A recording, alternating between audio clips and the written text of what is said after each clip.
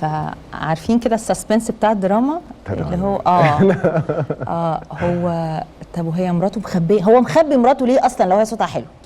هو حكى قبل كده قد ايه كان بيحبها وتقدم لها وكل حاجه، انما مخبي مراتك ليه يا احمد؟ نتكلم بصراحه على طول ولا بصراحه على طول؟